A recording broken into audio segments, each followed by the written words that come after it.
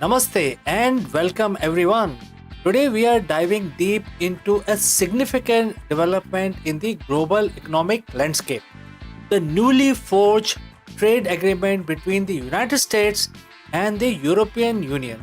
This deal, brokered between US President Donald Trump and the European Commission President Ursula von der Leyen, has averted a potentially devastating full blown trade war, but beneath the sign of relief lies a complex reality of winners and losers. Over the next few minutes, we will dissect the key component of this agreement, analyze its potential impact, and try to answer the crucial question: who really benefited and who might face new challenges in this evolving trade relationship. And this is something which is very very important. And grab a cup of chai, settle in, and let's explore the intricacies of this new US EU trade landscape. To understand the significance of this newly signed agreement, it's crucial to recall the tense atmosphere that preceded it. For the past few years, the trade relation between the US and the EU have been fraught with tensions. The US, under its America First policy, had levied tariff on the European Union, all the European countries, especially on the steel and aluminum, citing national security concerns. This sparked a retaliatory measure from the EU targeting the iconic American products. The threat of escalating tariffs loomed large, casting shadows on the uncertainty over the businesses and consumers on both sides of the Atlantic. A full blown trade war could have triggered significant economic disruption, impacting supply chains, increasing prices, and potentially slowing down global growth. This backdrop of potential crisis makes the current agreement all the more noteworthy. So, what exactly does this new trade agreement entails?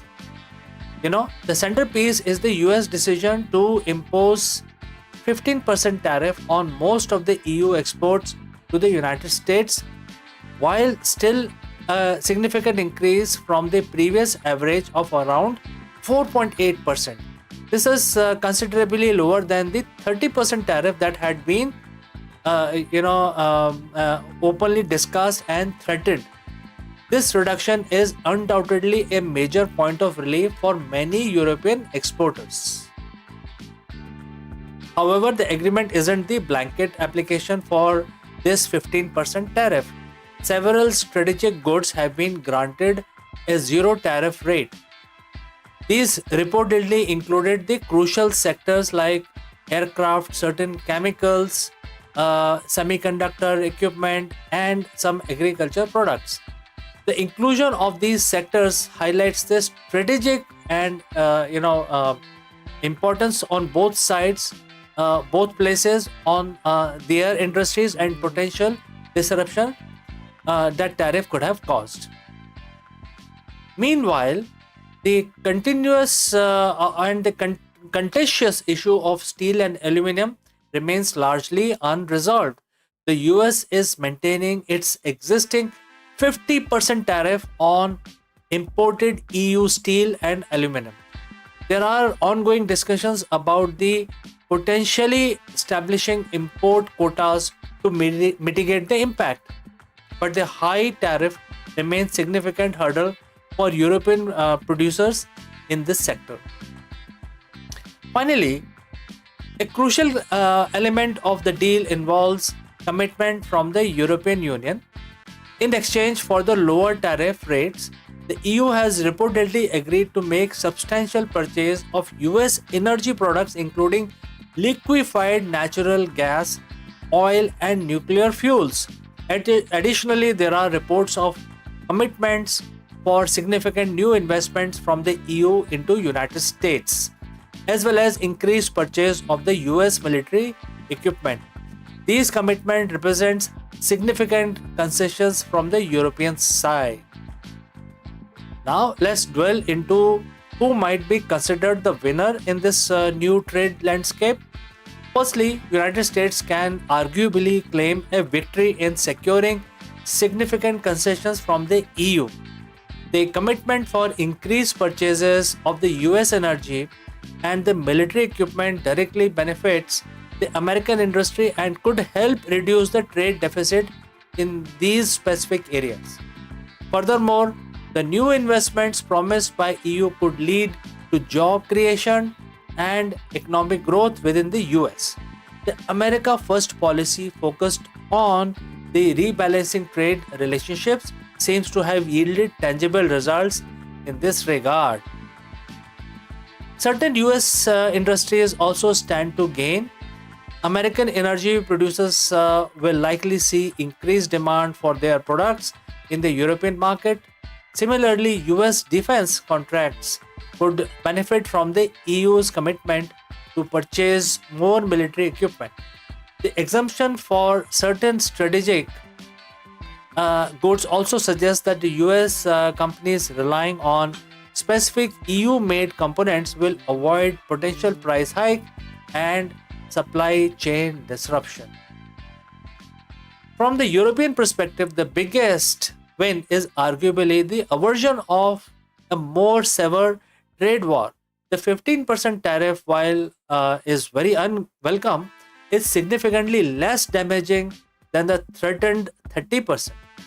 This provides a degree of stability and predictability for the European exporters compared to the uncertainty of the escalating tariffs. The exemption for key strategic sectors are also significant victory for those industries, allowing them to maintain their competitive edge in the US market without facing new tariff. However, every agreement has its own downside, and this EU US trade deal is no exception. Several entities can be identified as potential losers. Firstly, the European business exporting to the US, which includes exempted sectors, will face higher costs due to the new 15% tariff. This could lead to the lower profit margins, forcing them to either absorb these costs or pass them to American consumers through price increases and potentially impacting their competitiveness in the US markets. Sectors like German automotive industries, which heavily relies on the US exports are particularly vulnerable. American consumers could also end up paying the price. If the European exporters pass on the tariff cost, the consumers may see price increase on a range of imported goods. These could impact household budgets and potentially lead to inflationary pressure. The EU are as a whole might be seen as a loser in terms of perceived imbalance for the agreement. Critics, particularly in major European economies like France, Germany, argue that the US use the threat of higher tariff to extract significant concessions from the EU, especially regarding the energy and the military purchases. This could be interpreted as a weakening of the EU negotiation position and reflection of the America First approach, prioritizing the US interest. Finally, the steel and aluminum industries in the EU continues to face a significant disadvantage with the maintenance of the 50% US tariff. While potential import quotas might offer some relief, the higher tariffs still restrict their access to the lucrative US market. It is crucial to remember that this new trade agreement doesn't resolve all the outstanding trade disputes between the US and the EU. Long-standing disagreement on the issues such as agriculture products, including genetically modified organisms and hormone-treated beef, remains unaddressed.